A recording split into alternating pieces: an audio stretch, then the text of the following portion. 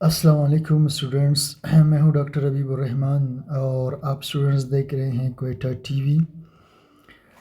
Students, आज हम start करेंगे इलेक्ट्रोकेमिस्ट्री का लेक्चर नंबर 12। लेक्चर 11 कल हमने पढ़ लिया था और लेक्चर 11 में स्टूडेंट्स हमने इलेक्ट्रोलिटिक सेल और गैल्वानिक सेल दोनों में डिफरेंस डिस्कस किया था।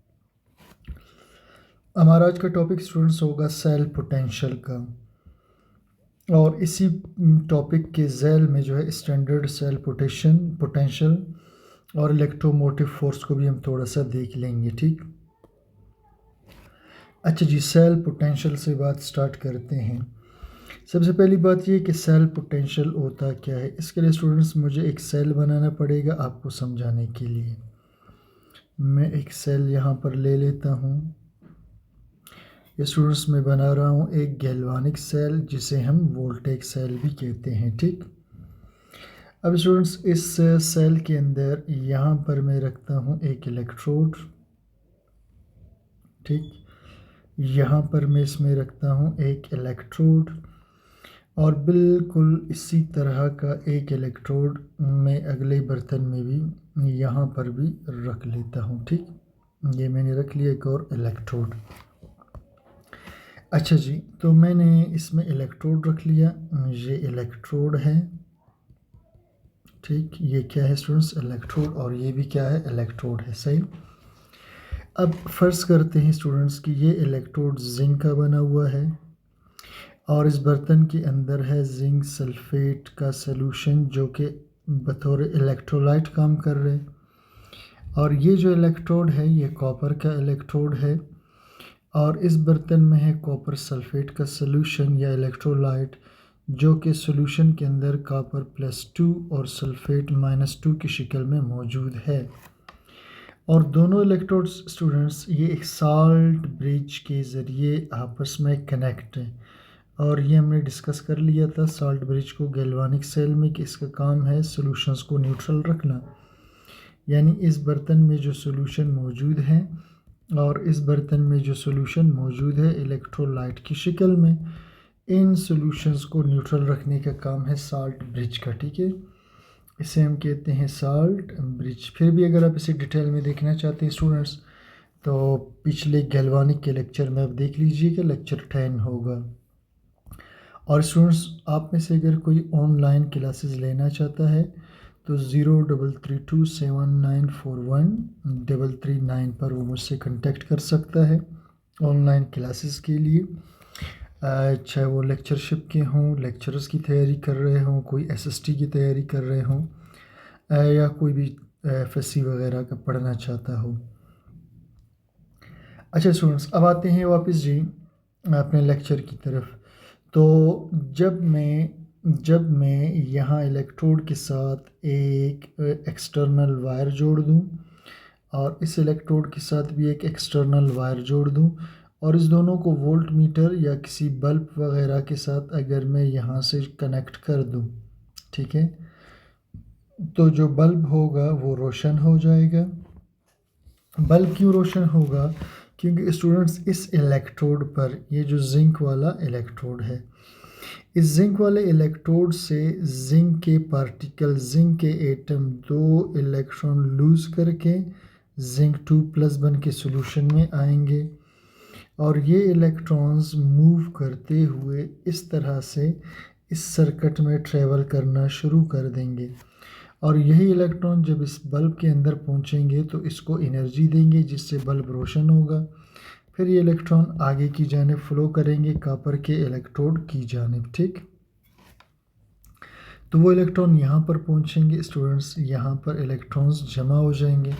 इन इलेक्ट्रॉन्स को फिर ये कॉपर जाकर यहाँ से कलेक्ट कर लेगा। ठीक है, कॉपर इधर पहुँच के इलेक्ट्रॉन लेगा और ख़ुद कॉपर जो है न्यूट्रल हो जाएगा, इसका चार्ज ख़त्म हो जाएगा। यानी इस बर्तन के अंदर, इस बर्तन में जो जिंक है वो असल में ऑक्सीडाइज हो रहा है, 2 इलेक्ट्रॉन लूज़ कर रहे हैं, ऑक्सीडाइज 2 इलेक्ट्रॉन लूज़ कर रहा है और ख़ुद बन रहा है जिंक 2+। और इस 2 इलेक्ट्रॉन को अगले बर्तन में कॉपर जो कि पहले से +2 की शक्ल में है वो इस 2 इलेक्ट्रॉन को ले रहा है और फिर कॉपर 0 बन रहा है। तो जब जिंक और कॉपर के इलेक्ट्रोड्स को आपस में एक्सटर्नल सर्किट के ज़रिए कनेक्ट किया जाए तो जिंक में ज़्यादा टेंडेंसी है, ज़्यादा इलेक्ट्रोपॉजिटिव है, इलेक्ट्रॉन देने की सलाहियत ज़्यादा है इसके अंदर, इसीलिए ये इलेक्ट्रॉन को अपना देगा। और कॉपर में इसके मुकाबले में इलेक्ट्रॉन लेने की टेंडेंसी है तो वो इलेक्ट्रॉन्स लेगा।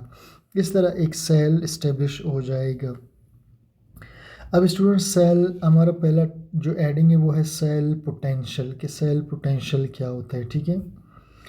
तो स्टूडेंट्स ये जो इलेक्ट्रॉन है ये वाले, ठीक है, ये वाले जो इलेक्ट्रॉन है जिसको सेल बाहर भेज रहा है सर्किट में, जिसको सेल बाहर भेज रहा है किसमें, सर्किट में, इस इलेक्ट्रॉनों को धक्का देने की सलाहियत, इन इलेक्ट्रॉनों को बाहर भेजने की सलाहियत को सेल पोटेंशियल कहते हैं। यानी अगर इस सेल के अंदर जिंक बहुत तेज़ी से इलेक्ट्रॉन लूज़ करेगा तो इलेक्ट्रॉन बहुत तेज़ी से निकलेंगे और बड़ी स्पीडी से दूसरी तरफ जाएंगे, जिसकी वजह से सेल का पोटेंशियल बहुत ही अच्छा होगा। या दूसरे अल्फाज में यूँ कह सकते हैं कि इस सॉल्यूशन के अंदर अगर जिंक को लेने की सलाहियत बहुत ज़्यादा है तो जिंक मुसलसल इलेक्ट्रॉन देता रहेगा और इस सॉल्यूशन के अंदर आता रहेगा, और इस वजह से यहाँ पर इलेक्ट्रॉन फ्लो करेंगे तेज़ी से बाहर सर्किट की जानिब, और हम कहेंगे सेल पोटेंशियल बहुत ही अच्छा है, ठीक है। तो देखिए जी, इसी से हम इसको डिफ़ाइन कर लेते हैं। The ability of a cell to push electrons through the external circuit, ठीक है। Ability of cell to push electrons through the external circuit is called cell potential। वो सलाहियत सेल की कि वो दिखा दे इलेक्ट्रॉनों को एक्सटर्नल सर्किट में, इलेक्ट्रॉनों को दिखा दे करके भेजे किसके अंदर, एक्सटर्नल सर्किट में, इज कॉल्ड सेल पोटेंशियल। एक और डिफिनेशन कर सकते हैं, the potential difference between two electrodes of a galvanic cell is called cell potential। अब स्टूडेंट्स इसका मतलब है कि यहाँ से सेल को भेजने और यहाँ से लेने की जो सलाहियत है दोनों ऑफ सेल्स की, इसको हम सेल पोटेंशियल कहते हैं। या एक और अंदाज में हम कह सकते हैं कि पोटेंशियल डिफरेंस, यानी यहाँ पोटेंशियल डिफरेंस स्टूडेंट्स तो सब समझिएगा। देखिए फ़र्ज़ करें अगर यहाँ पर नेगेटिव चार्जेस बहुत ज़्यादा हों, ठीक है, एक तरफ, और दूसरी तरफ पॉजिटिव चार्जेस ज़्यादा हों, इतने ही हों जितने इधर है, ठीक है। यानी इस तरफ 12 पॉजिटिव चार्जेस है, मैं एक मिसाल दे रहा हूँ, 12 पॉजिटिव है और इधर क्या है, 12 नेगेटिव चार्जेस है, तो मैं कहूँगा दोनों तरफ सेल पोटेंशियल बिल्कुल इक्वल है, ठीक है, दोनों तरफ सेल पोटेंशियल इक्वल है। लेकिन स्टूडेंट्स, लेकिन याद रखिए अगर इधर नेगेटिव चार्जेस ज़्यादा हों और उसके मुकाबले में दूसरी तरफ पॉजिटिव चार्जेस कम हो तो फिर हम कहेंगे जी इन दोनों के अंदर पोटेंशियल डिफरेंस मौजूद है। यानी ये चार्ज सेपरेशन भी इसे हम कह सकते हैं, ठीक है, इनमें चार्ज सेपरेशन है, यानी इधर चार्जेस बहुत ज़्यादा हैं, इधर चार्जेस बहुत कम है। तो इस चार्ज सेपरेशन जितना ज़्यादा होगा इतना ही ज़्यादा वाले तरफ से कम वाले की तरफ इलेक्ट्रॉन्स बहुत ज़्यादा फ्लो करके जाएंगे। तो ये जो स्टूडेंट्स यहाँ से इलेक्ट्रॉन दूसरी तरफ जा रहे हैं पोटेंशियल डिफरेंस की वजह से, चार्ज सेपरेशन की वजह से, इसी को हम सेल पोटेंशियल कहेंगे। तो देखिए, अच्छा कहाँ गया जी, यहाँ पर पोटेंशियल डिफरेंस, करंट का फ़र्क, पोटेंशियल कहते हैं करंट को, डिफरेंस कहते हैं फ़र्क को, करंट का फ़र्क, between two electrodes of galvanic cell is called cell potential. It is measured in volt, और इसका यूनिट क्या होता है जी, वोल्ट होता है, ठीक। Note, electrons move through the external circuit from anode to cathode, ठीक है, इलेक्ट्रॉन एनोड से हमेशा मूव करते हुए किसकी तरफ जाते हैं, कैथोड की तरफ, ठीक है। Anode is high pressure region which repels electrons outside. Anode बहुत ज़्यादा प्रेशर का इलाका होता है और ये दिखा देता है इलेक्ट्रॉनों को बाहर की जानिब, तो ये इलेक्ट्रॉनों को बाहर की जानिब दिखा देता है। Cathode is low pressure region which accepts electrons, और कैथोड जो लो इलेक्ट्रॉन का रीजन है, यहाँ इलेक्ट्रॉन की कमी है तो इलेक्ट्रॉन को एक्सेप्ट कर रहा होता है, ठीक। ये था सेल पोटेंशियल स्टूडेंट्स।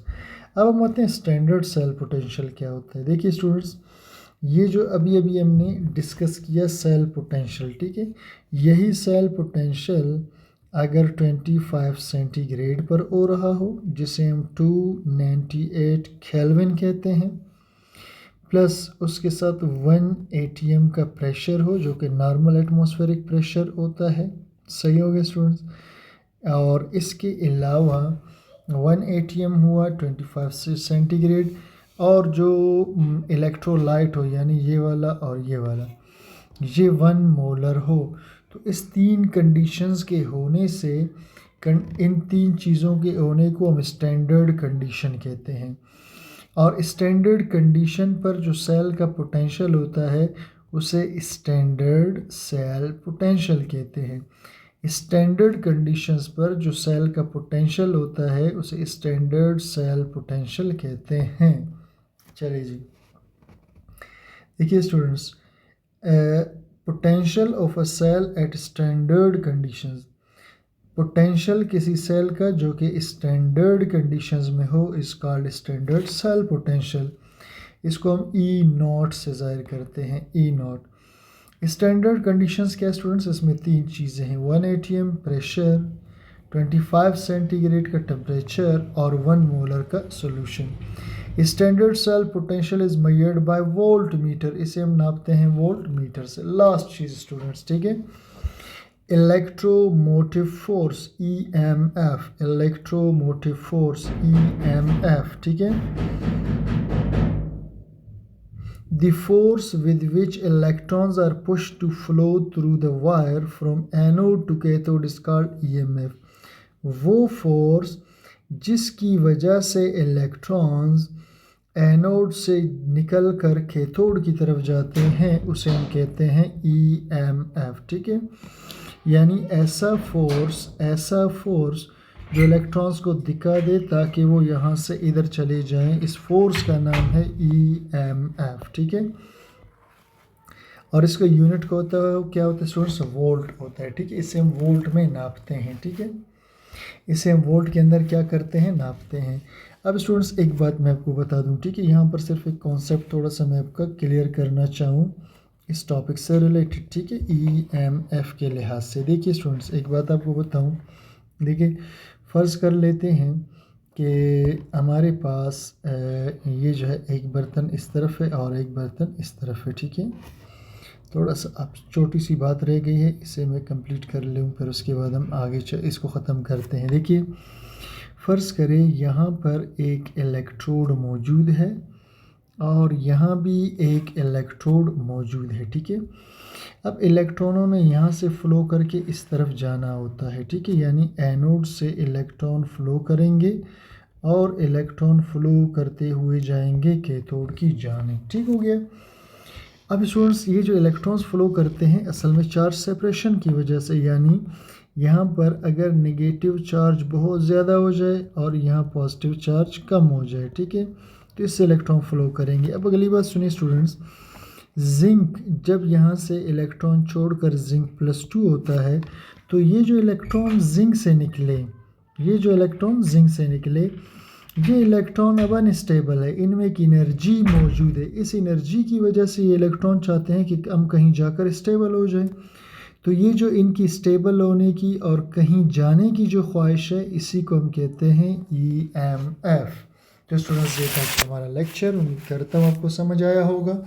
कोई कन्फ्यूजन हो कमेंट सेक्शन में बताइए। चैनल को सब्सक्राइब, लाइक, शेयर ज़रूर कीजिएगा। Thank you for watching.